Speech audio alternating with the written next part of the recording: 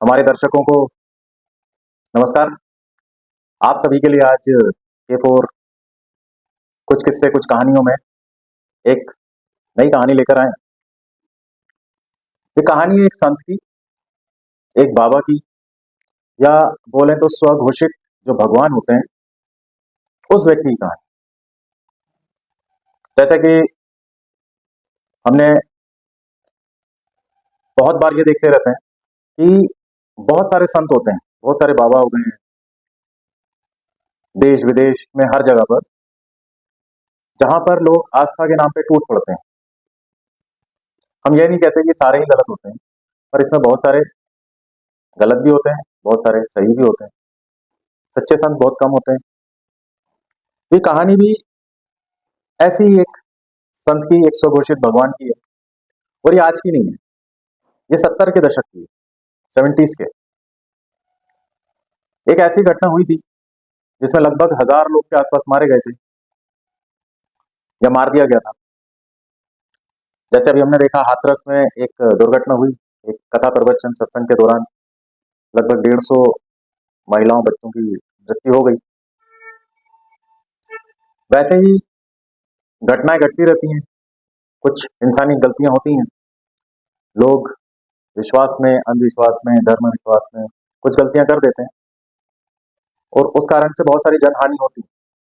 तो ये जो मैं कहानी लेकर आया हूं, ये कहानी है, एक देश है गुआना। गुआना जो देश है, यहाँ 70 के दशक में, 70s के टाइम में पीपल्स टेम्पल नाम का एक पंथ हुआ। इसमें एक स्वघोषित संत, स्वघोषित भगवान हुए और उन्होंने लगभग 900 से ज्यादा अनुयायियों को जहर पिला के मार दिया, स्वर्ग ले जाने के नाम पर। और इसमें जिन लोगों ने जहर पीने से मना कर दिया, जो वहां से भागने लगे, मृत्यु से तो सभी को डर लगता है, तो उनको बंदूक के जोर पर जहर के इंजेक्शन दिए गए, उनको जबरदस्ती जहर पिलाया गया जूस में मिलाकर और उन्हें मार दिया गया। ये जो स्वघोषित भगवान था, इसका नाम था जोन्स।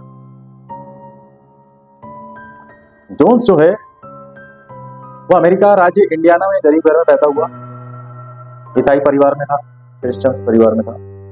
और बचपन से ये धार्मिक प्रवृत्ति का था, धर्म में इसकी बहुत आस्था थी।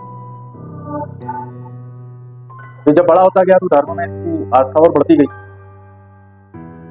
और जब ये और बड़ा हो गया तो इसने अपना एक पंथ बना लिया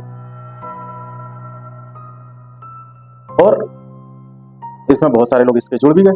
ये जो आप तस्वीर देख रहे हैं, ये जोन्स की तस्वीर है।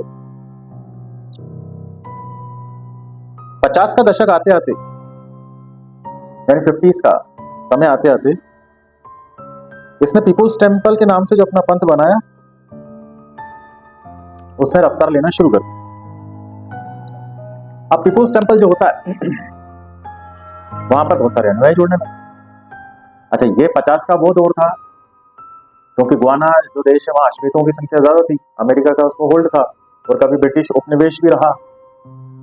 तो गुआना जो है वो अश्वेत लोग, यानी ब्लैक पीपल्स, काले लोग, नीग्रो जिनको हम जानते हैं। अब जहां पर गोरे लोग गए हैं वहां पर वो अपने आप को सुपर ही समझते रहे हमेशा, चाहे वो हिंदुस्तान हो चाहे दूसरी कंट्रीज हो, हर जगह वो अपने आप को सुपीरियर ही समझते रहे। और उनकी प्रवृत्ति थी कि हम कैसे भी लोगों को दबा, उन पे जुल्म करते थे। हम भी उस दौर से गुजर चुके हैं, हिंदुस्तानी बहुत सारे गुजर चुके हैं, बहुत सारे क्या, बहुत साल तक, 200 साल तक हम लोग गुजर चुके हैं। तो वहां पर भी जो अश्वेत लोग थे उनके ऊपर काफी जुल्म हो रहे थे और ये करे सारे उन गोरे लोगों द्वारा ही करे जा रहे। अब जोन्स ने ये चीज को पकड़ लिया कि जिन पे जुल्म हो रहे हैं उनको अपनी तरफ मिला लिया। तो इसने जो अपना पंथ शुरू करा था, इधर पूजा पाठ नहीं होती थी, पर लगभग एक ईसाई धर्म की तरह ही ये कार्य कर रहा था। और उसने ये फैला दिया कि हम यहाँ पे किसी भी तरह का भेदभाव नहीं करते। अब क्या होता है कि जो समाज से सताए हुए लोग होते हैं वो इन चीज़ों की तरफ ज़्यादा आकर्षित होते हैं कि हाँ, ये तो बहुत अच्छी बात है कि हमारे साथ कोई भेदभाव नहीं होगा। तो वो सब लोग जो हैं वो इस पंथ की तरफ धीरे-धीरे खींचने लगे और इसके अनुयायी बढ़ने लगे। अब इनके पास जब बहुत सारी एक अच्छे संख्या में अनुयायियों की फौज हो गई इकट्ठी, तो तब तक इनकी उम्र 30 साल हो चुकी जोन्स की। अब जोन्स ने क्या करा कि भीड़ को इतना, इन लोगों में एक काबिलियत होती है लोगों को अपनी तरफ खींचने की, उनको अपनी बातों में बरगलाने की, अपनी बातों में बहकाने की, कि ये भीड़ जो होती है इनके एक ही इशारे पे कुछ भी करने के लिए तैयार, मरने मारने को तैयार, कुछ भी करेंगे।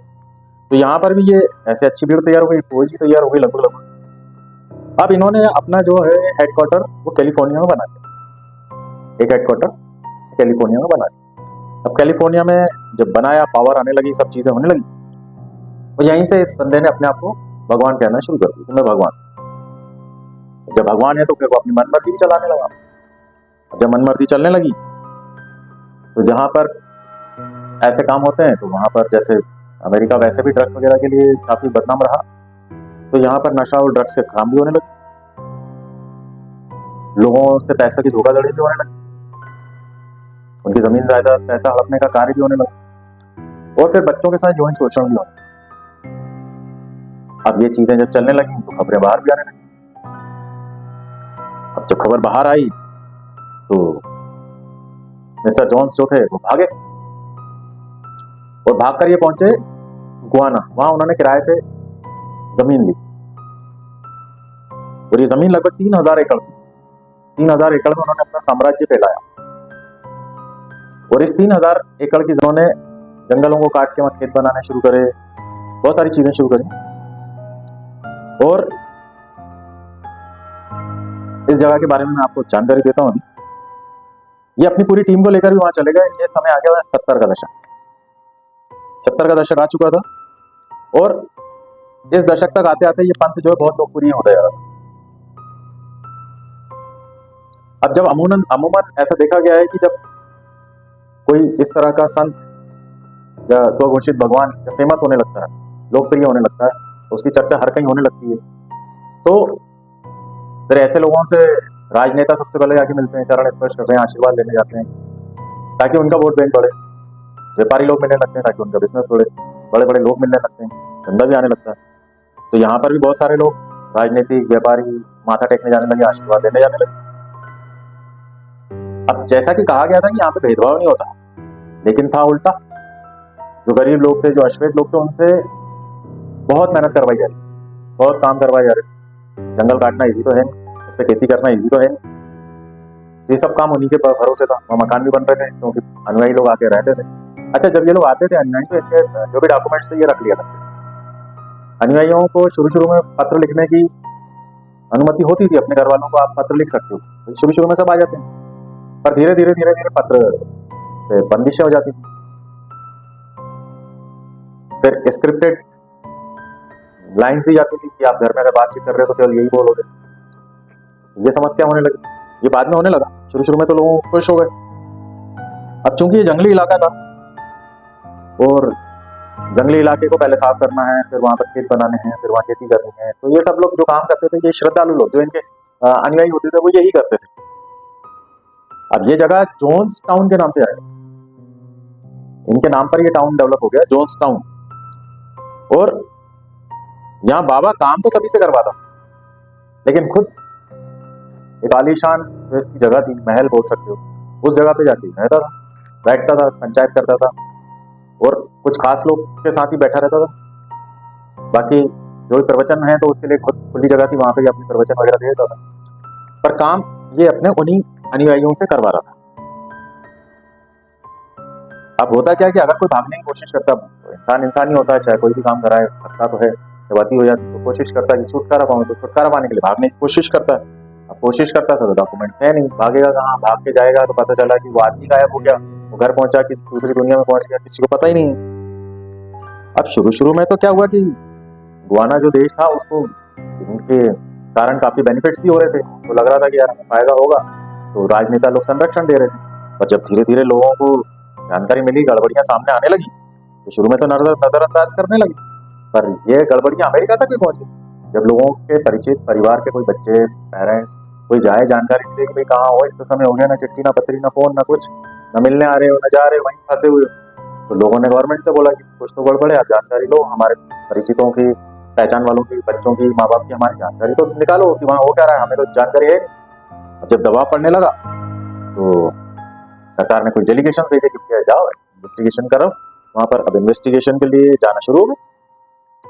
अच्छा, जोन्सबर्ग में भी, जिस जॉन्स टाउन में भी इस तरह की जब प्रॉब्लम हुई तो वहां पर भी, क्योंकि लोकल लोग भी थे, लोकल लोगों के बच्चे भी अंदर थे, तो उन लोगों ने भी ऑब्जेक्शन उठाया। अब ये स्थिति ये हो गई कि लोग ऑब्जेक्शन लेने लगे। गवर्नमेंट ने जैसे ही देखा इन्वेस्टिगेशन करवाना जरूरी है तो उन्होंने अपने इन्वेस्टिगेटर्स थे। इधर जॉन्स ने अपने लोगों से बोलना शुरू कर दिया कि हमें स्वर्ग जाने की तैयारी करनी, हम सब मिलकर स्वर्ग जा सकते हैं। लेकिन क्या हुआ, एक दिन एक डेलीगेशन आया जिसमें एक नेता थे वहां के कैलिफोर्निया के, जिनका नाम था लियो रायन।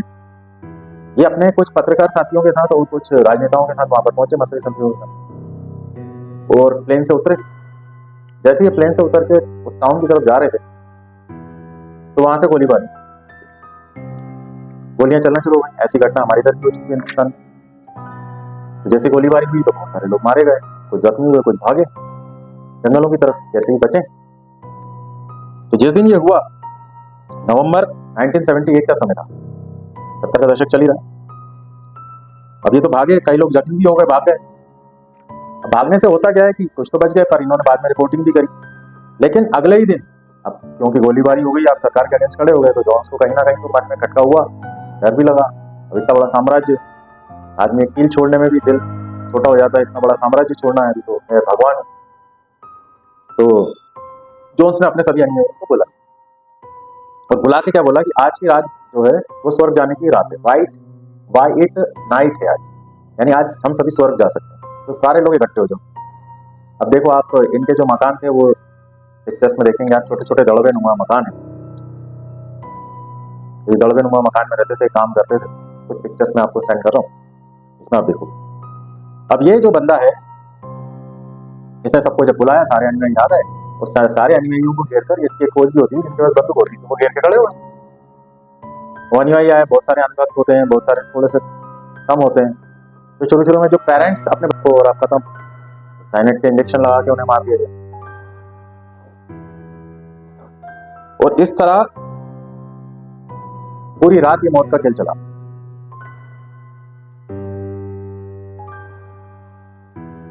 और जोन्स जो है, उसकी लाश मिली, डेड बॉडी मिली, जिसमें गोली लगी। यह आज तक पता नहीं चला कि गोली उसको खुद लगी, किसी ने मारी, या उसने खुद लगवाई, या खुद चलाई। पर वो भी स्वर्ग पहुंच गया जैसा उसका सोच थी। जब अगले दिन लोग वहां पहुंचे, क्योंकि पहले गोलीकांड हो गया था, जब अंदर पहुंचे तो वहां पर सैकड़ों लाशें पड़ी थी। उनके बीच में साइनेट के इंजेक्शन थे, बहुत सारे खाली गिलास पड़े हुए थे, जूस वाले ड्रम में जूस भरा पड़ा था। इस तरह से ये एक नरसंहार हुआ था 70 के दशक में।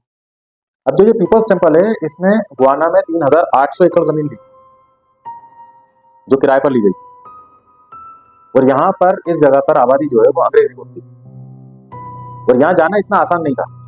एक जगह है जॉर्ज टाउन करके, वहां से 24 घंटे का समुद्री सफर करना पड़ता था उस जमाने में नॉर्मल लोगों को, और 12 घंटे नदी से सफर करना पड़ता था, फिर 6 मील तक पैदल जाना पड़ता था। यहाँ पर 60 कॉटेज बने हुए थे, 60। एक बहुत बड़ी रसोई थी, खाने पीने का एक बहुत बड़ा भंडार गिरा था, कपड़े धोने के कमरे थे, एक हॉस्पिटल भी था यहाँ पर, 2 स्कूल थे यहाँ पढ़ाई भी होती, एक खुला हुआ स्टेज भी था। 26 बच्चे मारे गए, कुल मिलाकर 918 लोगों ने, यानी छोटे छोटे बच्चों को भी नहीं छोड़ा। तो आज ये हमारी ये घटना जो मैंने आपको सुनाई 70 के दशक में, बहुत सारे लोगों ने सुनी भी होगी, देखी भी होगी। मुझे लगा आपके साथ शेयर करना चाहिए, क्योंकि अभी लेटेस्ट हाथरस की घटना हुई।